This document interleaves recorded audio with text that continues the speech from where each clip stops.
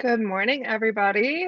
We've taken a little bit of a break from the show, but welcome back to How I Met Your Mortgage. My name is Jen Waybor. You will notice that Adam is missing from the feed currently. He's going to try to pop in. He's actually I'm not sure which airport he's in, but he's traveling back from South Carolina. He and his family were in their house in South Carolina for the last 2 weeks. So he'll probably pop in and out as the Wi Fi cooperates. But I am thrilled to welcome you all back to another new episode of How I Met Your Mortgage. And I'm very excited to introduce our guest today. He's been on the books. I think we booked this like 14 months ago. But please join me in welcoming Bret Weinstein to the show. Good morning, Bret. Good morning. How are you? Doing well, doing well. It's hot out. I It is. yeah, I walked the dogs this morning and couldn't believe it was already pushing 90 degrees down here. But Yes. yeah, so why don't we start with you just introducing yourself, tell our audience a little bit about you. Sure. My name is Bret Weinstein. I'm CEO of Guide Real Estate. I've been in the real estate industry for about 10 years. Um, I'm a native of Colorado. I'm fortunate enough to have a wife and two great daughters, a 4 and a 6-year-old. We've got a lot of dogs. We have horses. We've got fish. We have really it all. And yeah, I'm just hanging out, just I love here. it. I love it. I told Brett as soon as we started talking, I needed to know about the animals because Yeah, those of you who watch the show know that animals are kind of my thing. My parents have a farm back east, so that's what I focus in that's on. fantastic. Yeah. So how'd you get into real estate 10 years ago? Where did this start for you? Yeah, I had previously worked at a for-profit online university, and while I worked there, I thought I was making this huge world of change and really fixing the world and doing all these amazing things.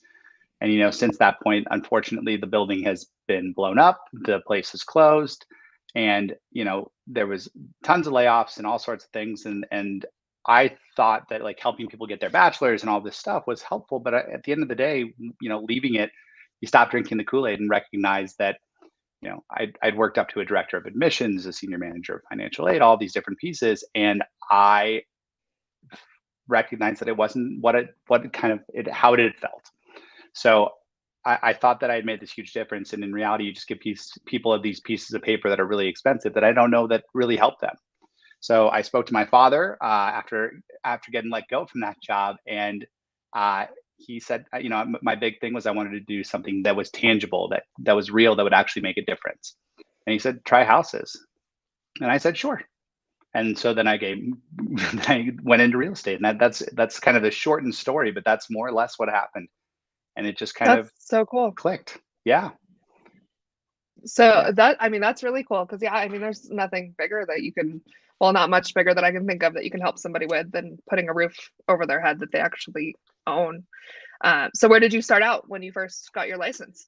I started out at Coldwell Banker, and I was there for I think around a year. I was fortunate enough to kind of hit the ground and figure this business out. I joined in 2012, and so when I joined, it was right at the end of the recession, and there was a ton of homes on the market, and my friends and family weren't really willing to, work with me as a brand new agent in the industry coming out of this huge housing crash, and so I really had to figure out how to build a business from scratch without a lot of support, at least at the beginning. And so I did floor time. I sat and waited for phone calls. I did open houses. I made a rule that I couldn't spend more than 2 hours of a break on any day, Monday through Friday. And typically Saturdays and Sundays, I was doing open houses. And it just so happened that it clicked relatively quickly.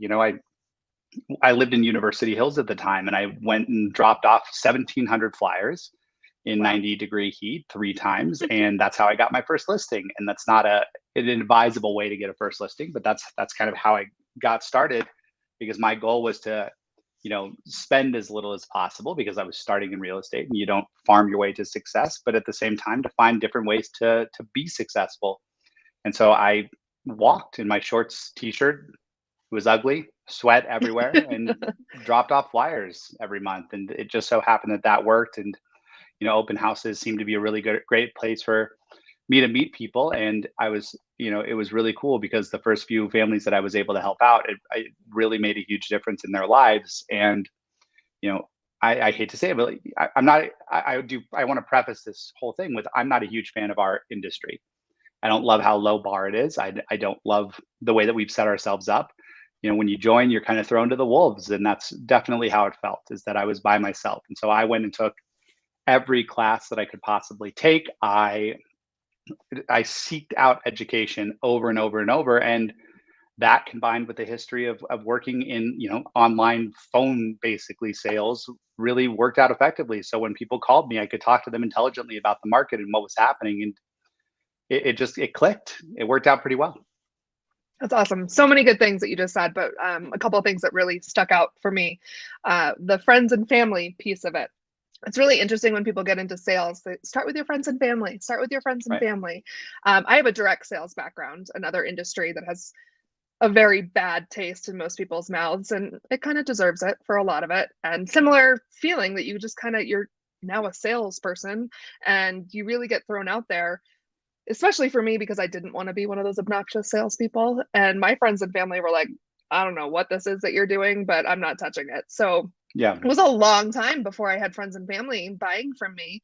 But it's interesting when you have to find those leads, but they become your great referral sources later on, because Yeah. you really they genuinely wanted to work with you, which is very cool. And then, hi Adam. I don't know if he can hear us, but oh, yep, he can. Cool. He's muted though. I can hear you. Doing my best. Live video. We roll with it. So I'm assuming no more flyers, no more walking around in the 90-degree heat for you. What kind of marketing lead generation are you up to these days? In the last 5 years or so, I've really gone away from lead marketing, and for the most part, it's full referral based business. And when I started to get some transactions and things moving, I was able to work with homes.com, with Zillow, with realtor.com, and with some of those places. But I started getting referrals relatively quickly in this industry, which was a huge compliment, and I'm very thankful for it. It took somewhere in the range of 9 months to a year for people to start kind of sending stuff my way. But when they did, it worked. And then I built a lot of lead sources and pieces on top of that. And so, but a few years ago, I started, a team. And so I provided leads for the team, but for my own personal business, it's been referral based for the most part. That's great. How long would you say your business has been primarily referral at this point? I mean, it's been a lot of referrals from after the first year, but it's been primarily referral based only since about 5 years ago, 3 to 5 years ago, somewhere in that range. So, I'll still provide leads for teams and pieces like that, but for the most part, for my own personal stuff, it's I just get referred, which is, again, it's an amazing compliment. Right. I mean, and that's the way you want your business to be anyway, because Absolutely. Your clients are the people you love working with anyway. And if you're a lot like the people you refer, then you're working with this great client base that you actually want to be working with, which is what we all want in any sales business. So let's talk about your team. Question. Yeah, absolutely. Tell us about your team structure, clients. Sure. So I'm the CEO of Guide Real Estate. We're coming up on about 80 agents who work with us right now. And so they're, as a brokerage, we would treat it like a brokerage. I've got my own personal team, which is 5 people. I've got an assistant. I've got, 2 assistants. I've got a business partner who works with the majority of buyers. And then we've got one person for our overflow leads, because we get a lot of leads that still come in. And so we send them over to one person. But then I coach, mentor, and help just a bunch of different agents. And so there's all sorts of different teams and team structures that are within our company, but it's kind of all over the place a little bit. So I think something really prevalent in the industry right now is trying to hire people, right? Because ever since COVID, things have gotten a little bit complicated. It's harder to find people to hire. What is your hiring for let's just say your immediate team, for finding agents, for finding that support staff? What is that process like for you guys? Sure. For support staff, we'll use Indeed, Wise Hire, those pieces, but we'll reach out to our networks and see if we have great people. And that's how I got my second assistant, is through our network. As far as agents go that are coming over, we're again, it's a compliment to us, and we're very fortunate, but a lot of it is word of mouth. And we see a lot of people that are coming over based on that. And so, we were kind of talking about those leads and referrals and pieces like that. And one of our big pieces with Guide Real Estate was that we renamed it Guide, because our goal is to be a guide for our clients, but as well as a guide or a thought leader for the industry as a whole. I said it, I mentioned it earlier, but I'm not a huge fan of this industry. I think it's a low bar industry. 9 out of 10 people fail within 3 to 5 years. Our typical brokerage model is fairly broken. Education is harder to come by than it should be unless you know where you're looking. And we see a lot of these people just kind of get thrown to the wolves, and it kills me. So for us, with people coming over to our brokerage, we have a couple of requirements. Number one, that they're actively striving to improve themselves and to get better.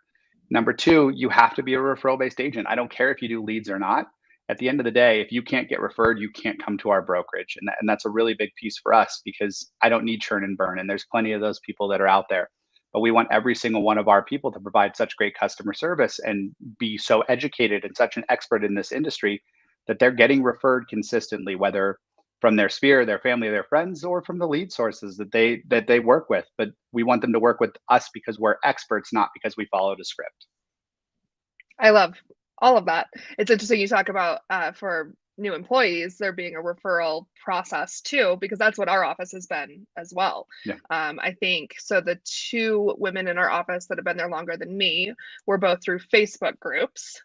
I believe that Adam's wife, Liz, posted in Facebook groups and found Erica and Mindy that way. And then my story is kind of crazy. Adam is part of a group of tight-knit LOs, and my college roommate had bought a house using one of the LOs in Texas, and then she was looking at buying a house in Colorado. He referred her to Adam. Then Adam posted the job listing, and that's how I got my job. And then TJ was a previous client. That's crazy. It's a very small world out there. And when you do things right and you build great relationships, I think that there's just only upside, which is amazing. I love to hear that. Yeah. And I mean, you've said it a few times, but it's such a compliment when people want to refer not only clients to you, but especially team members. Like, they value you enough to say, I think this is a good person to work with, to spend your hours upon hours every week working alongside. I think that's a huge compliment. Without a question, the biggest compliment that we can get, and it's so cheesy when we see it on signature lines. The biggest compliment I can get is a referral, but it is. I never want to be referred because my signature line said so. I want to be referred because people trusted me and had actual faith in me, and not because I was asking. But not to say that we certainly don't ask for reviews in those pieces, because reviews are basically referrals. If you're telling us what an amazing experience you've had, then you're probably going to be telling other people. But our goal is to do it in an authentic way, and to make sure that we're building a real team, a real base, a real clientele, not something that we just kind of put together with sticks and needles and hope that it all kind of comes together, and hopefully the bubble gum doesn't fall apart. But it's our goal is to really have great people, and I've been fortunate enough in my career that that's really the people I've been able to surround myself with. And what's interesting is that you've grown so fast. I mean, 10 years sounds like a long time, but to have built what you've built in that time is quick. But you've built such an authentic business in that time. A lot of times those companies that happen really quickly are not necessarily as authentic. So that's very cool what you've created. Yeah, Photoshop's been great for us. We just use Photoshop and pretend like we're doing well. It's been really successful. I love it. Yeah. We do that too. It's fine. Yeah, it's great. So the education piece seems to be huge for you. Yeah. So what kind of, I'm loving all the dogs walking around in the background. They're going to be walking around consistently. What kind of educational opportunities do you provide for your agents, or is it more they seek out things elsewhere, or what does that look like? Sure. Typically, we have somewhere between 4 and 6 classes or things that we bring in every single week. Whether it's our leadership team doing individual classes, right now we're doing a weekly accountability group called Shift Happens, because as the market shifts, we really want to make sure that people have authentic ways of being consistent within this market so that they can continue to build their business. I'm very tired of people saying, oh, well, my paychecks are going to be further and further apart. They don't need to be. At the end of the day, you can still build something that's really special and amazing, and that you can do it in a different way where you're still doing it authentically to you, but you're building something that's really great. And so, that's one of them. But we're Andrew Abrams, who's the chair of the DMAR Market Trends Committee, is one of the partners at the company. And so he teaches on the market so that we actually, for me, there's 3 questions that everybody who's in real estate should be able to answer. And I feel like 90% of people can't answer. But those 3 questions is, how'd the market get this way? What's happening right now? And then what does that mean to the person that you're speaking to? And if you can't answer those with expertise, not from talking points, not from some, elevator pitch, but an actual real, you understand what's happening, then you shouldn't be in the industry. And it's a broad statement, but at the end of the day, I think there's a lot of people who shouldn't be in the industry because they don't know those answers. But it's so important because if I understand what's happening with the market right now, we say this is a sales job, but I can tell you that I would hope no realtor has walked into a house and been like, look at those windows. It's a lot of natural light. This is the one. Buy this house. Don't worry about that crack. It's okay. Let's buy it. We're not supposed to sell the homes. We're supposed to sell ourselves. On the listing side, it's different. You do everything to market and to sell a home, but on the buy side in particular, it's much more of a concierge experience. And that's really a big goal, is to make sure that you're an expert, because if you know that them buying that home can impact them negatively in the short term or in the long term, you're doing that with your eyes wide open. And more often than not, when we know that with our eyes wide open, we won't, you don't screw somebody over. You're there to support them and to help and to be a guide. And that's really our goal. I think the third question you mentioned really stood out to me the most. What does it mean to the person you're talking to? Absolutely. Because that's huge. Because so many people can spit out what the market's doing. Interest rates are up. Yes, we all know interest rates are up. If I see one more LO post about interest rates being up and that everybody needs to buy anyway, I'm going to strangle them all. A little bit of a pet peeve of mine. But I think that's something good. I will say about Adam, and even though I work for him, so this, sounds like I'm just saying it to say it. He really looks at the whole picture for our clients to see what actually makes sense for them, and not necessarily what makes sense for just the next year, but what's going to make the most sense for their goals 5 or 10 years from now. Because like me, I'm in theoretically the home buying process right now. I live in an apartment, and what the market means for me is very, very different from someone who's looking to buy investment properties, Airbnbs, whatever. It's a very different conversation.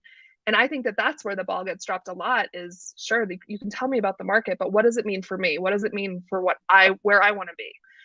So I think that's gold right there. I appreciate that. Yeah, I'm just making stuff up as I go, so that's very kind. I like it. Well, it's working for you. It's absolutely working for you. Thank you. I appreciate that. I mean, no, right now, it's not necessarily a buy now mentality. I think that the mentality is that you find a number that works for you, because at the end of the day, if you're buying a house, and it doesn't matter if it's an investment, it doesn't matter if it's a single family home, you budget ahead of time. And because as much as the down payment and that price point and the interest rate are going to affect you, they're not. At the end of the day, it's going to be that number that you have to pay every single month. So if you can budget yourself towards whatever that monthly payment is, that's what you're going to live with for the next 30 years. So our goal is to figure out what is that number and then adjust expectations accordingly, and to make sure that people can find something that makes sense within their life. Interest rates are going to go up, interest rates are going to go down, prices are going to go up, prices are going to go down. Investors are probably better at it than most, because it's the emotion gets taken out and it's based on those numbers as opposed to those pieces. But that doesn't preclude the common and everyday buyer from doing the exact same thing. Figure out the number, stick to your number, adjust accordingly. If the number goes too high, don't buy that house. If the number is the right fit and the house and everything makes sense and you're going to be in a good position for the next, 5 years, go for it. And that's really one of those conversations that we've really honed in on. Yeah. I mean, for me, the number was getting, the buying power was going down with interest rates going up. And I mean, it's something so silly as my apartment complex built this tiny backyard. I'm facing it right now onto my apartment. That my dogs can go outside. And the condos that were now in my price point were second and third floor. And the value of having this tiny little backyard where my kayak can be and my dogs can go outside versus a condo that's stretching that monthly that you're talking about, where my dogs cannot just go outside except on a path. That's huge. And that's become a deciding factor for me. And I think agents really have to step back and really, there's so much on like renting is a waste of money. I promise you, most people who rent know that they shouldn't be renting and that they're padding somebody else's pocket, but we know it all. But like you're saying, the value has to be there, and it has to be the right overall picture, not just about the dollars and cents, the interest rates, whatever. Absolutely. And in particular right now, with so much shift, with so much change, one of those conversations that we're having is don't buy just to buy. So if you're buying something that you can see yourself living in for the next 2 years, we're probably going to advise you against that. We're looking for something that, worst case scenario, you could stick in for 5 years.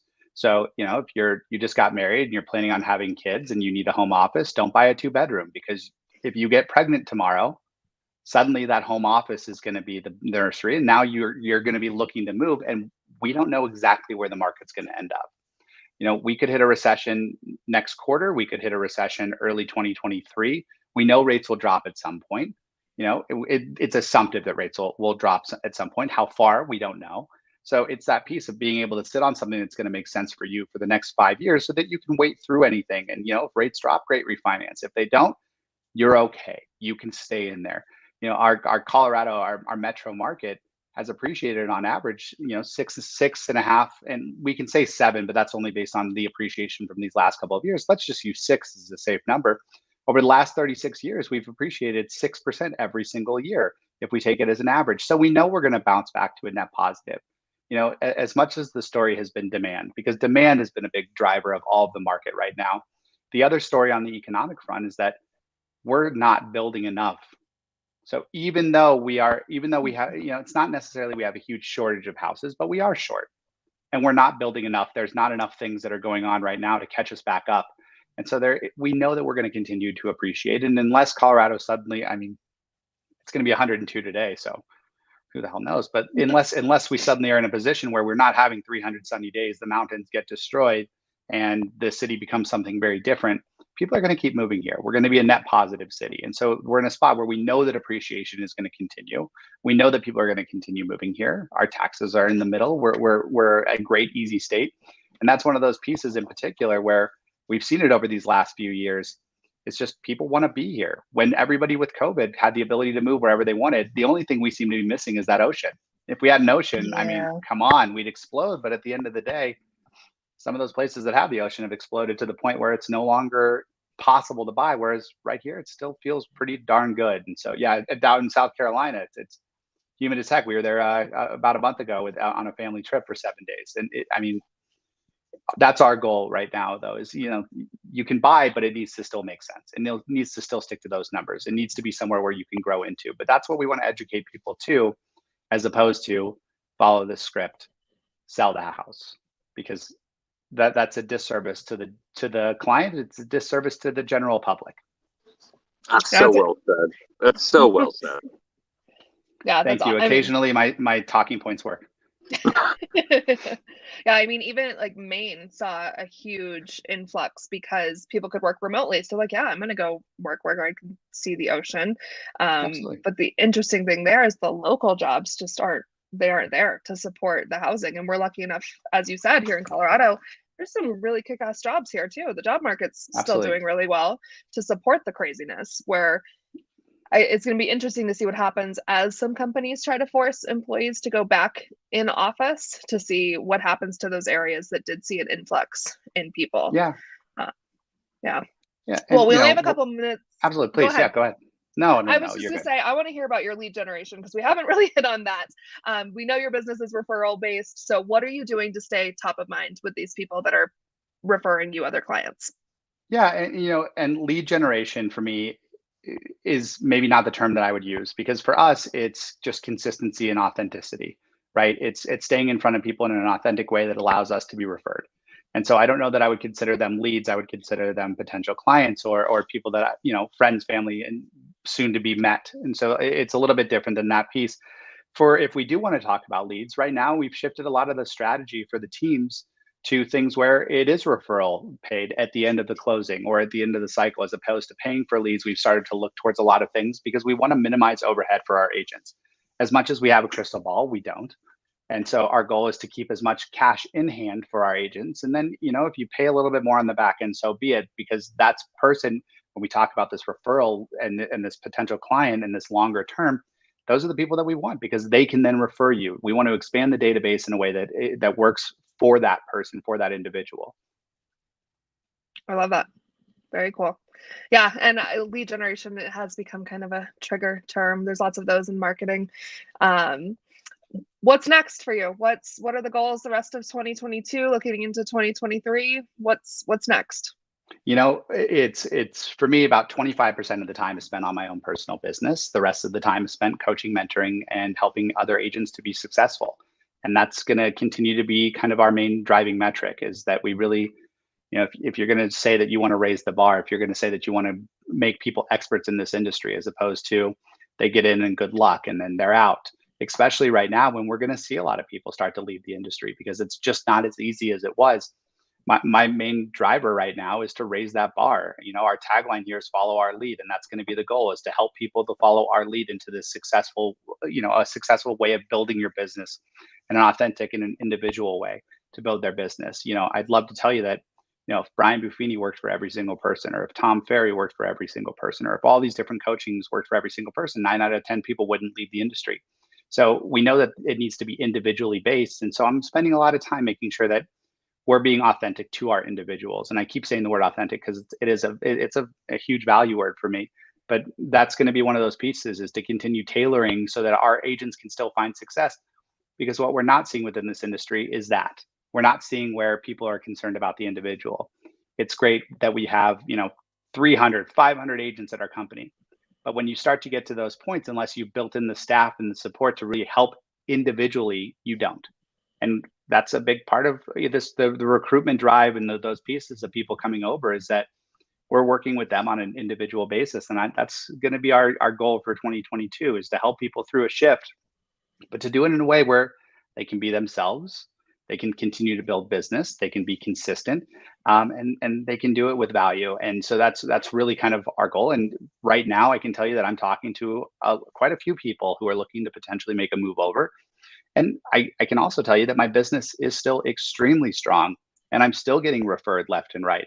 And it's changed how we're listing houses. Absolutely. It's changed how we're working with buyers. We've started to set up 2 searches now. One is like a set regular search, and then the second one is our deal search, where we might go a little bit higher in the price point to look for things that could drop down, where we might be able to get them a deal. But trying to figure out stuff where we can really work for our clientele, but doing that really on an individual basis. So that's 2022 for me right now. I'd love to give you a 5-year plan, but I think that 5-year plans right now probably can go out the window a little bit, because at the end of the day, we're a week away from being at 6% or at 5. We're a week away from the Fed raising rates, another point, which isn't going to have that huge of an impact on mortgages, but there's this assumptiveness that it is. They're going to go up, but not at a point. But it's one of those pieces where we're certainly in this spot where we have to be extremely educated and experts in our field, so that we can advise appropriately. And so we need to live a little bit more in the day-to-day. And certainly we've got monthly, quarterly, all of those things set, but they're a lot more fluid than they have been in the past. And it sounds like, sticking to just that authenticity, that's the 5-year plan, is sticking to that. That's and it. Sticking to the education piece and raising the bar in this industry, which I love. I love everything you've said, because Adam and I both agree with that for sure.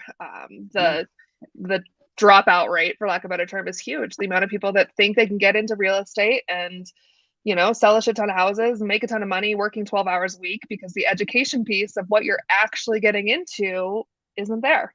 So I think it's beautiful. It's so true. Yeah. And we're fortunate enough to, at this point, we haven't had someone who's had to leave the industry, and our agents are still doing business and they're still growing their business.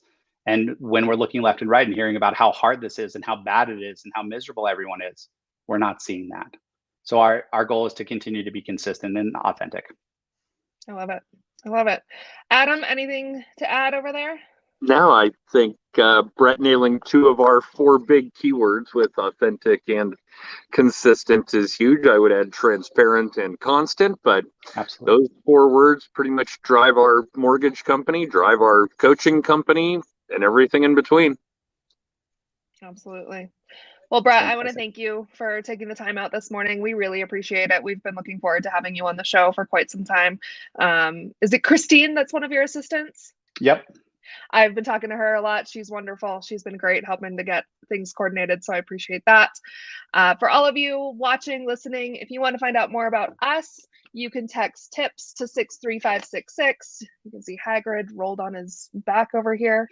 That text code will send you everything you could possibly want to know about Just the Tips coaching. You can get a copy of Adam's book, Just the Tips. You can book a free hour of coaching with us, find out about the Mile High Mastermind. Tickets are going on sale very, very soon, probably this week. We'll see if I'm ready. I think I'm recovered from social media day, so we can, hit Mile High Mastermind full force. You can find all of the past episodes of our show, links to our podcast on Apple and on Spotify, all the things. So text tips to 63566 to find out more about us. We will be back with another new episode next week with Todd Bitter. So we're really looking forward to that one too. Another very fun guest. So thank you all so much. Thank you again to Bret. Hang out for just a minute so we can talk offline. But thank you everybody for tuning in, and we will see you next week for another new episode of How I Met Your Mortgage. Bye guys.